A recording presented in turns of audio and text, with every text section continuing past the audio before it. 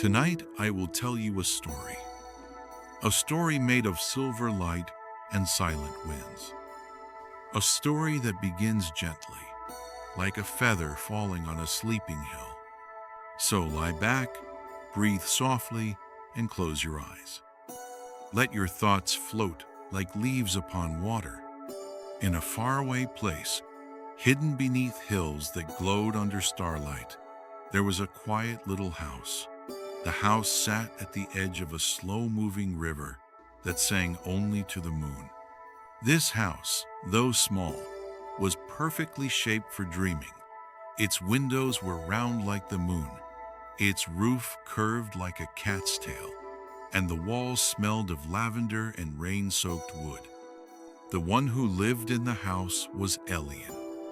Elian was a dream walker. Not many people knew what that meant. But if you asked the stars, or the wind, or the soft moss on the old stones, they would whisper that a dream walker was someone who helped dreams find their way home. Elian's life was quiet, and that's just how he liked it. Every morning, he would drink a cup of warm mint tea and listen to the river's hush. He would write notes to the clouds, send messages in leaves, and nap under the willow trees. At night, he walked softly, slowly through the valley, listening for dreams that had gotten lost or lonely. But tonight was different. Tonight, just as the last blush of sunlight faded from the sky, the wind brought Elian a message. It was not spoken in words, not exactly. It was more like a feeling that floated through the trees and curled around his ears like smoke. Moonlight Valley is blooming, the wind seemed to say. Elian's eyes lit up, but only gently. He stood, stretched like a cat waking from slumber, and looked toward the distant hills. Far away, almost hidden, the Moonlight Valley shimmered, faintly glowing, quietly calling.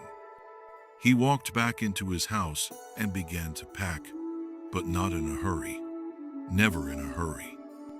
He took only what he needed.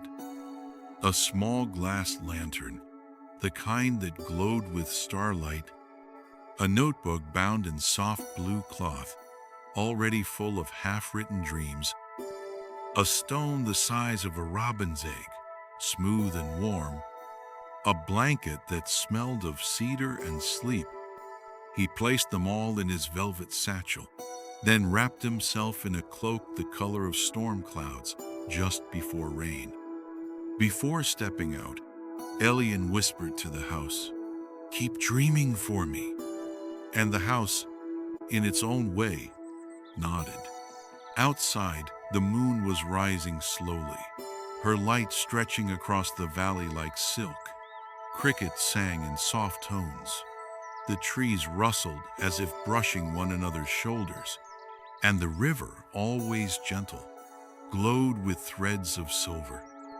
Elian walked, not quickly, never quickly. Each step was a breath, and each breath a step. His lantern swung lightly at his side, casting sleepy shadows on the ground. The path was one he had walked before, and yet tonight it felt new, as if the earth itself had turned its face a little more toward the sky. He passed the old willow tree where the owls liked to sit. He passed the stone bridge shaped like a sleeping cat. He passed the wild lavender that only opened at night.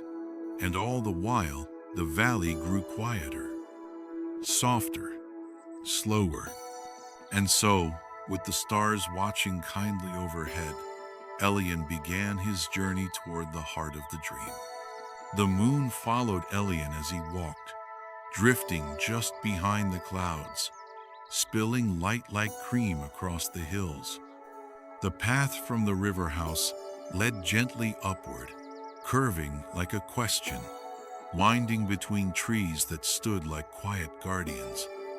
This was the edge of the sleepy forest, where time moved just a little slower, and sounds faded as soon as they were born. The forest did not hum, it sighed.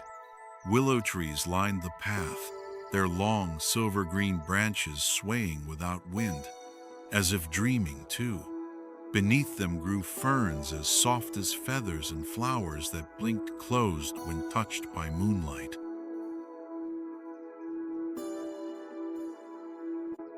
Elian walked, and the earth beneath his feet made no sound. Only the crickets whispered, only the distant owls called. And still, the path opened, slow and sure, as though it too had been waiting for him. From his satchel, Elian took out a thin piece of folded paper. It had no map, no writing, only a faint shimmer that pulsed in rhythm with his steps. The dream path was never marked with ink or stone, it unfolded with trust.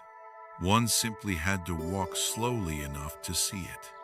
As he walked deeper into the forest, Elian passed a small wooden sign half covered in moss. It read, in letters that barely held together, "Please do not wake the trees." Elian smiled. He never would. The trees of the sleepy forest were old, so old. They had forgotten how to stand tall. Their trunks curved gently to the side, as if leaning in to listen to something soft underground. Their bark was covered in velvet moss, and every so often they released a small puff of sparkling dust, like a sigh escaping in sleep. The air here was thick with dreams. You could almost see them, soft shapes drifting between the trunks, some shaped like birds, others like boats, some with no shape at all, just feelings and colors. Elian paused beneath one of the older trees and rested his hand on the bark. A soft warmth passed through his fingers. A memory. A child, once, many seasons ago, had napped beneath this very tree. She had left behind a dream of flying across oceans on the back of a whale made of stars. The tree had held it gently, never letting it go. Elian closed his eyes, bowed his head, and whispered, "Still flying." The tree rustled, just barely, in reply. Then he walked on. Farther into the forest, the trees grew closer together, but they did not press or crowd. They stood like friends at a fireside, their branches brushing gently together. The light dimmed, but his lantern glowed quietly, just enough to guide his steps. He came to a small clearing, round as a bowl, lined with soft white grass and glowing mushrooms. In the center of the clearing lay a fox. The fox was curled into a perfect circle, her tail covering her nose, her fur like moonlight on snow. She opened one eye just barely when Elian approached, and yawned without sound. "Good evening, sleepwalker," said the fox, her voice as slow and soft as the turning of pages in a forgotten book. "Good evening, Silver Fur," Elian replied, kneeling slowly beside her. The fox stretched, then settled again. "Are you walking the dream path tonight?" "I am," said Elian. The valley called. Silver Fur nodded, eyes drifting shut again. "Then you must be quiet. The dreams are thick tonight, like honey in the air." "I know," Elian said. "I'm only passing through." Silver Fur lifted one paw and touched the notebook peeking from his satchel. "Tell me a song," she murmured. "A song? In return, I'll give you a story." Elian thought for a moment, then opened his notebook. In it were not words, but notes, gentle melodies that drifted in loops and spirals. He touched the page, and a soft hum rose into the air.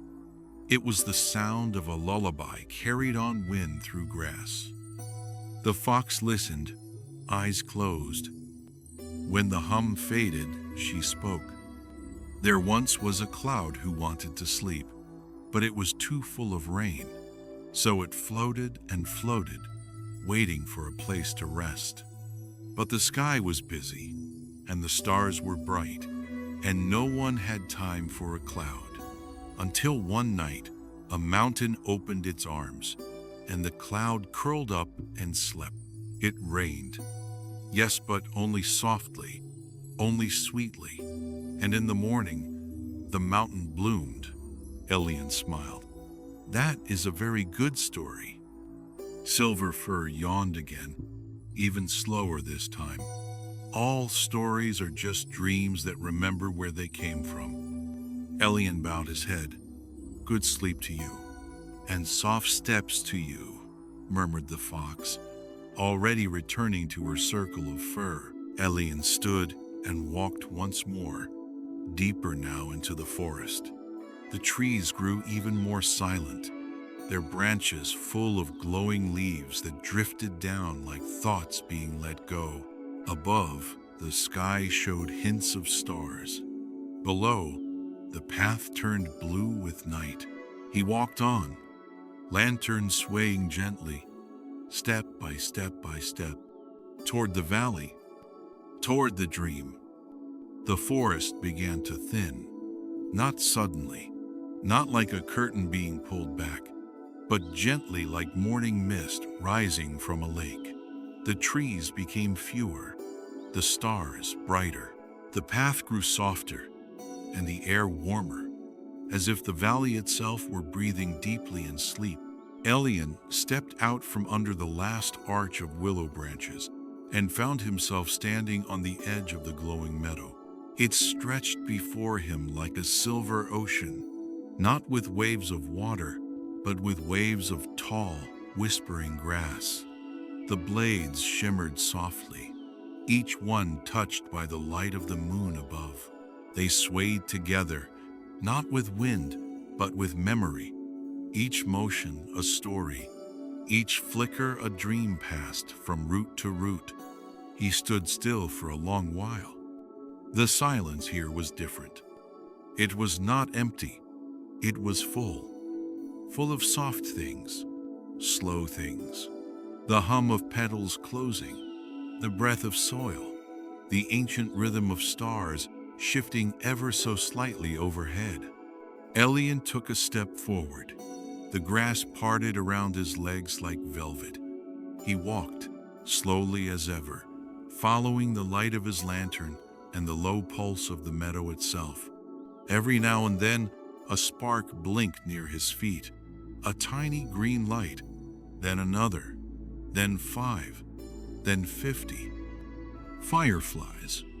They rose from the grass like little souls stretching after sleep. They drifted into the air and began to dance, slowly and gently, in spirals and loops. They did not rush. Fireflies never do. Their rhythm was older than time, slower than memory. And then the music began. Not music you could hum, not music with drums or flutes, but music made of light and silence. The fireflies were singing not with voices, but with glow. One would blink once, then another would answer with 2 soft pulses. A third would drift by with a golden streak, slow and curving. Together, they formed a pattern, a song, a choir made entirely of quiet. Elian smiled and sat down in the grass. It welcomed him like a nest, soft and warm. He took the stone from his satchel and held it in his hands. It vibrated faintly, like a cat purring, in perfect time with the blinking of the lights around him. The stone remembered dreams, and this place was full of them. He closed his eyes and listened not with ears, but with something quieter. The fireflies began to tell stories. One blinked 4 times in a square, another pulsed in a slow spiral. Together, they wove a tale of an old fisherman who dreamed of catching starlight in his net. He never used hooks, only wishes. And one night, when the moon dipped low enough to kiss the waves, his boat disappeared, and he became a constellation in the sky. Another firefly told a story of a sleeping mountain that dreamed of flying, And because no one ever told it it couldn't, it did. Every 1,000 years, it would rise slowly, carefully, until it touched the edge of the clouds, then returned before anyone noticed. Elian opened his notebook, not to write, but to let the pages rest open. The stories drifted into the pages like mist through open windows. He didn't need to record them with ink. The notebook would remember on its own. The fireflies swirled around him in slow circles. Some landed softly on his cloak. One perched gently on his hand, its glow faint and steady. For a moment, Elian thought it might be trying to tell him something, and he understood. The firefly was offering him a dream. He closed his eyes once more, and this time, he did not listen. He dreamed. He dreamed he was a cloud drifting across a glassy sea. He dreamed the stars were seeds, and he was planting them in the sky. He dreamed of a bell made of wind, and each time it rang, someone somewhere fell asleep with a smile. And in that dream, the fireflies began to hum even softer, as if they too were dreaming now, as if the whole meadow had curled up beside him to nap. The moon reached its highest point, casting a silver hush across the land. Elian slowly opened his eyes. He didn't know how long he had rested, and it didn't matter. Time in the meadow was like breathing. It rose and fell, came and went. It didn't need to be counted. He stood slowly, letting the grass fall away from his shoulders. The fireflies blinked farewell, drifting back into the grass like stars returning to their nests. He gave a slow bow to the meadow. "Thank you." A breeze lifted in reply, carrying a faint scent of lavender and honey. With his lantern once more aglow and the warm stone tucked into his palm, Elian walked on. The path curved again, upward now, toward distant lights that shimmered softly. He was not tired, but deeply rested, as if the dreams he had carried were carrying him now. And so, gently, softly, step by step, he left the meadow behind and walked toward the next whisper of the valley. Elian walked on, his feet barely bending the grass beneath him. The warmth of the glowing meadow still lingered on his skin, like a remembered lullaby. The moon had begun its descent, trailing silvery wisps of cloud behind her, while the stars blinked slower now, as if they too were growing sleepy. Ahead, the path widened into a bridge of light. There was no river below, only a stretch of shadow and mist, but the bridge shimmered, made not of wood or stone, but of old moonbeams woven together with thread from forgotten dreams. Elian stepped onto it with care, though he knew it would hold him. It always did. On the other side of the bridge lay the town of Featherlight. The first thing Elian noticed was the stillness. It wasn't the stillness of emptiness, it was the stillness of deep, unshaken peace. A stillness that belonged to old libraries and the space between heartbeats. The town was small, only a few cobbled streets, gently winding. The houses were soft in shape, roofs rounded like seashells, walls colored like old parchment. Lanterns hung from doorways, not burning, but glowing, each one holding a single firefly in a glass globe. Their light was tender, pulsing softly, not to keep away darkness, but to welcome it in like an old friend. Featherlight had no clocks. Time here was measured in how slowly one exhaled, in how long a cat could nap in a windowsill, in the space between a thought and a smile. Elian walked slowly down the first street, his footsteps making no sound against the warm stone. He passed windows framed by curtains that swayed even though there was no breeze. He passed gardens where the flowers only opened at night, releasing scents of vanilla, rain, and dreams half remembered. A figure sat on a bench beneath a lampasta. Tall, thin man wrapped in many layers of cloth, his hat drooping over one eye. A cane rested beside him, but it didn't seem to need using. The man looked up as Elian approached and raised one gloved hand in slow greeting. "You've come then," the man said, voice scratchy like old paper. "I thought you might. I walk where the dreams lead," Elian replied with a gentle nod. The man chuckled softly. "They've been restless lately. The valley shifts more quickly now. The quiet grows deeper." Elian sat beside him, careful not to disturb the stillness between them. "Have they forgotten how to dream?" Elian asked. "Not quite," the man said. "Only they've forgotten how to sleep, truly sleep, the kind that doesn't hurry." Elian reached into his satchel and pulled out the warm stone. It glowed gently, a soft orange like the edge of sunrise. "I've gathered some," he said, "from the river, the forest, the meadow." The man looked down at the stone and nodded slowly. "It remembers." Silence returned, soft and kind. After a while, Elian stood. "I should go on." "Yes," the man whispered. "The town will watch over itself, but the valley still dreams." Elian continued down the street, passing a bakery where the scent of warm milk drifted out through an open window. Inside, a gray cat slept on the counter beside a loaf of bread shaped like a crescent moon.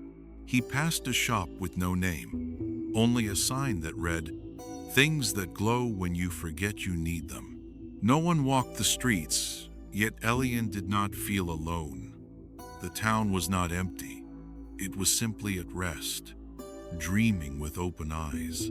At the edge of Featherlight stood a small fountain, long dry, yet still singing faint music in the air above it. Flowers grew in the stone bowl, glowing blue and soft white. Elian knelt and placed a single leaf into the fountain.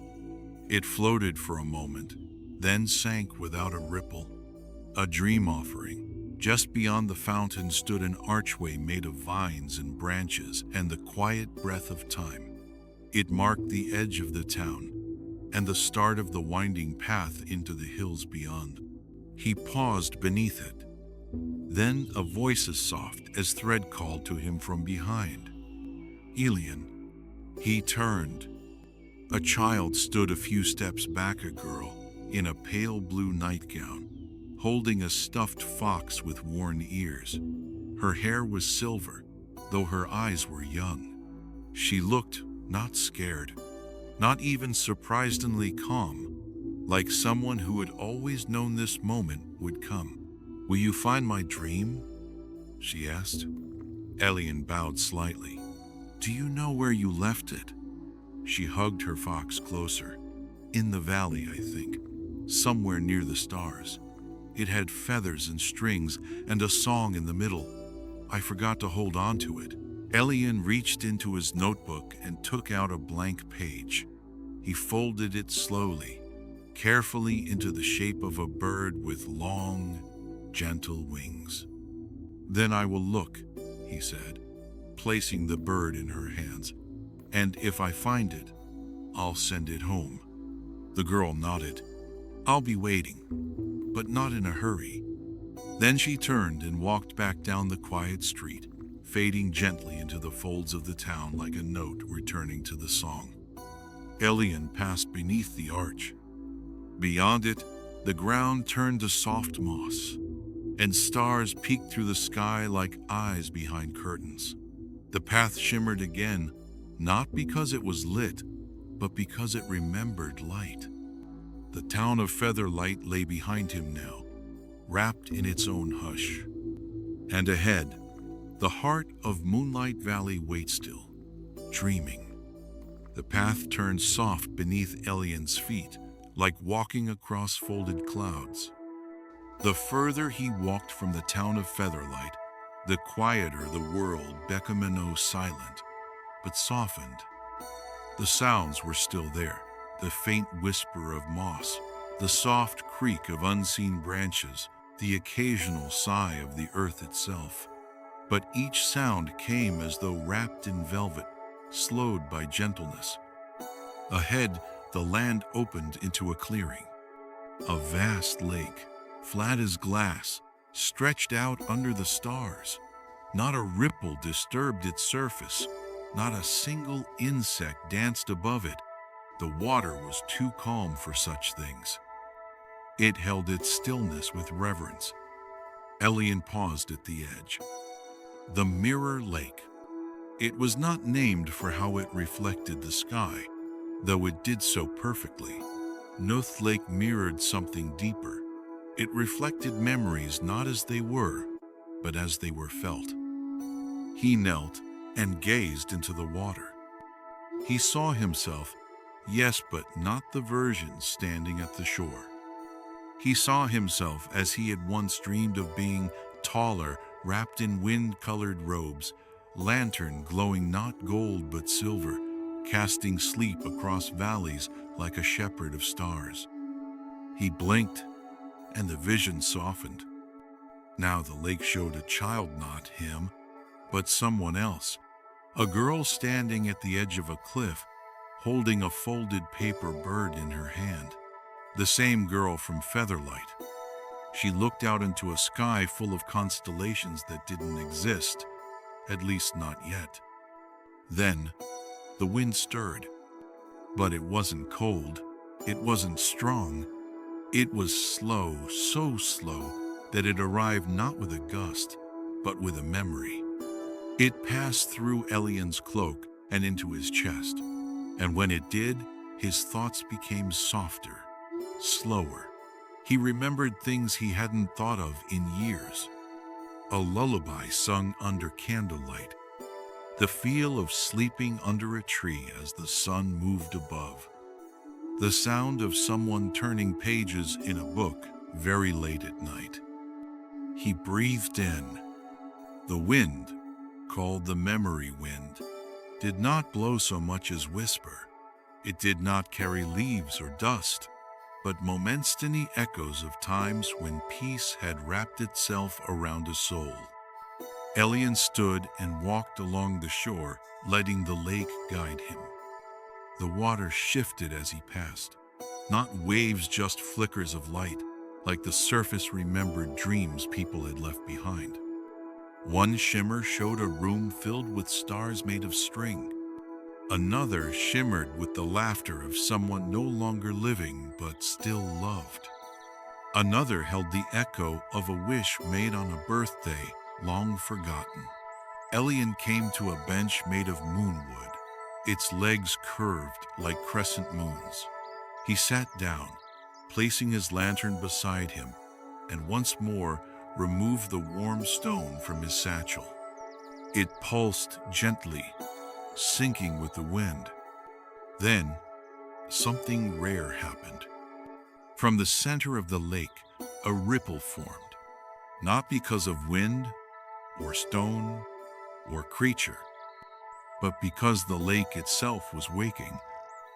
A shape rose from the water, not a being, not quite, more a presence, made of mist and moonlight, shaped loosely like a bird or a dancer or a dream that had never chosen a form.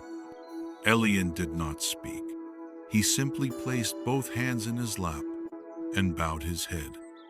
The presence floated forward and hovered just above the water's edge. A soft sound began to form, not voice, not language. It was the sound of pages turning, the sound of a breath drawn before sleep, the sound of everything gentle all at once. And then a single word formed in Elian's mind, not spoken, but given. Remember. He nodded slowly. From his satchel, He pulled the notebook not to write, but to open. Pages fluttered slowly, as if the wind itself were reading them. When it reached the middle, the book stilled.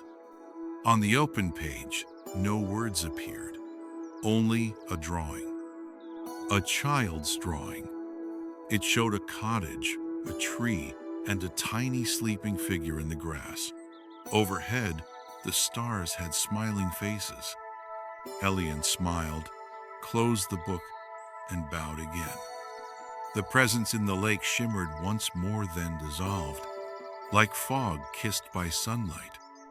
The ripple faded. The lake became still again. Elian rose, gently, carefully. He looked into the water one last time and saw nothing, now only stars above, and his lantern's glow reflected in the surface. He stepped away from the bench, and the path behind him was gone.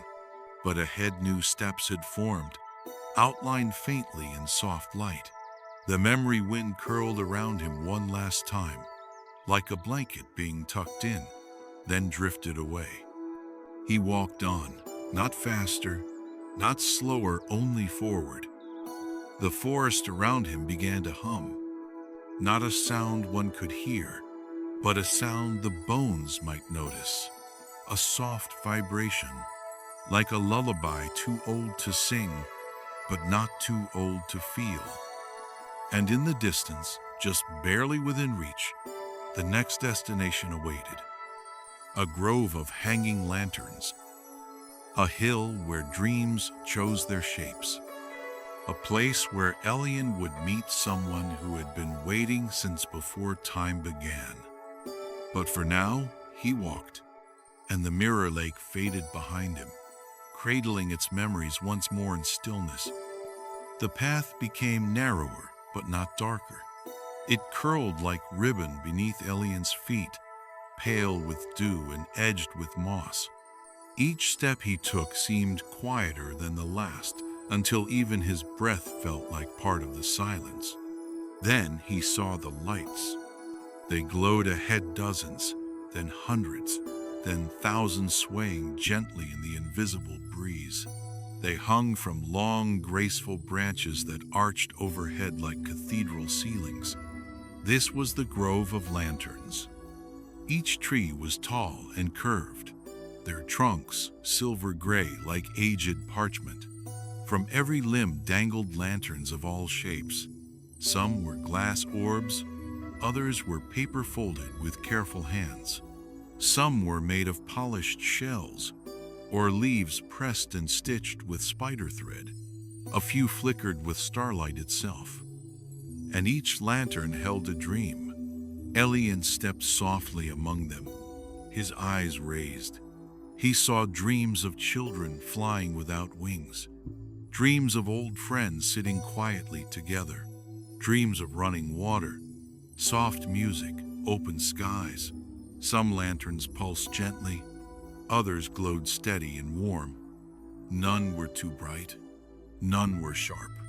They shimmered with comfort, not spectacle. As he passed beneath a cluster of willow lanterns, a small bell chimed in the distance. The sleeping bell. It rang only when someone had forgiven something. Elian paused and turned his ear toward the sound. It came again, clearer now, a soft, silvery tone that did not echo, but nestled into the heart like a feather. He walked toward it. The grove thickened around him, but never closed in. It felt protective, not confining. The air was warm, kissed with lavender and night mint. Somewhere above, moths fluttered slowly between the lanterns, their wings lit softly by the dreams they passed. The bell rang again, this time accompanied by the hush of wind chimes. He found it hanging from a branch lower than the rest, a simple bell, shaped from bone and bronze, with a ribbon tied around its neck. It moved only slightly, though there was no breeze. Elian reached out and placed one finger on its side. It stilled, then gently rang once more, this time deeper, slower. In his mind, a memory surfaced. A friend once lost, now smiled at. A mistake once made, now released. A sorrow once held too tightly, now laid down. The grove recognized this, and several lanterns above him began to glow a little warmer. Elian stepped back and bowed. Then he saw her, a woman, standing among the trees, hands folded in front of her. Her dress was made of faded moonlight, and her hair flowed like water left undisturbed.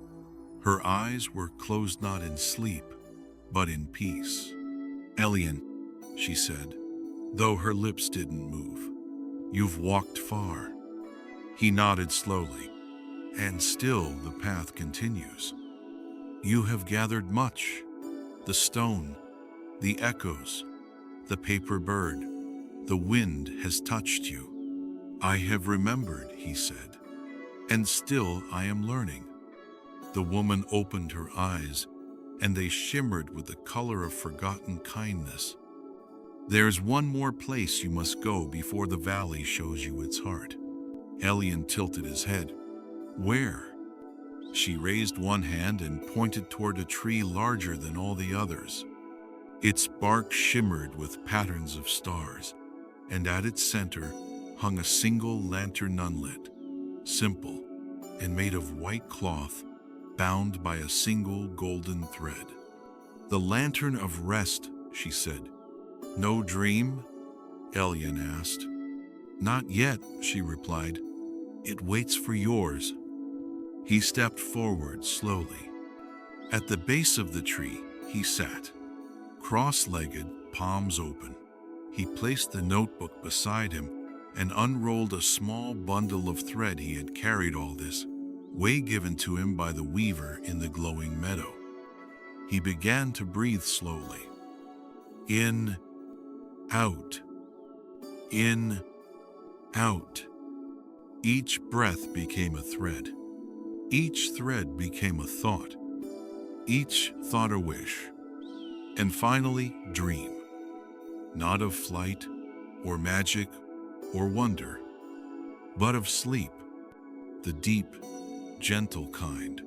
The kind that comes without struggle. The kind that heals without effort. The kind that says, "You are safe now. You may let go." When he opened his eyes, the lantern above him glowed. Not brightly. Just enough to guide a tired soul home. The woman smiled. Elian stood and turned to her. "Will they find it?" he asked. "They already are," she whispered. Above, the bell rang once more. The lantern stirred. The grove exhaled. And Elian walked on. Elian followed the final path. The lantern behind him, now lit with his own dream, swayed gently as he walked away. The grove of lanterns faded into a blur of soft light, like a memory turning to mist. Ahead, the trees parted.